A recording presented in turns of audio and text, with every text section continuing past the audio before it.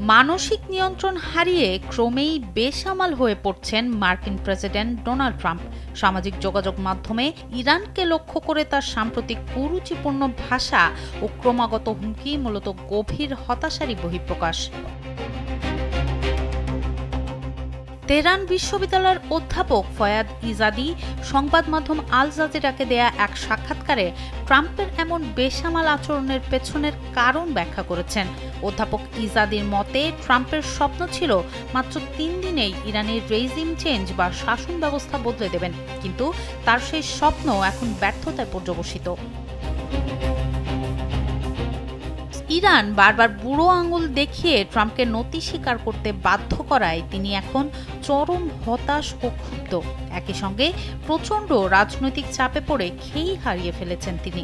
এই ব্যর্থতা ও ক্ষোভ থেকেই তিনি সামাজিক মাধ্যমে গালিগালাজ আর ধ্বংসের হুমকি দিচ্ছেন। তবে ইজাদি স্পষ্ট করেছেন, ট্রাম্পের মতো নেতার সঙ্গে কোনো লাভজনক চুক্তিতে পৌঁছানো অসম্ভব। তাই কোনো ইরানি রাজনীতিকের পক্ষে তার কাছে নতি স্বীকার করা হবে রাজনৈতিক আত্মহত্যার শামিল। কারণ কোনো ইরানি নাগরিকই দেশের নিয়ন্ত্রণ এমন একজন অস্থির নেতার হাতে ছেড়ে দেয়া মেনে নেবে না। পরিস্থিতি সামাল দিতে ইরান এখন ভিন্ন কৌশল দেখছে। তারা মনে করছে ট্রাম্প সম্ভবত কোনো এক পর্যায়ে নিজেই নিজেকে বিজয়ী ঘোষণা করে এই সংঘাতের সমাপ্তি টানবেন। মূলত রাজনৈতিক ও সামরিক লক্ষ্য পূরণে ব্যর্থ হয়েই ট্রাম্প এখন কাণ্ডজ্ঞানহীন আচরণ করছেন।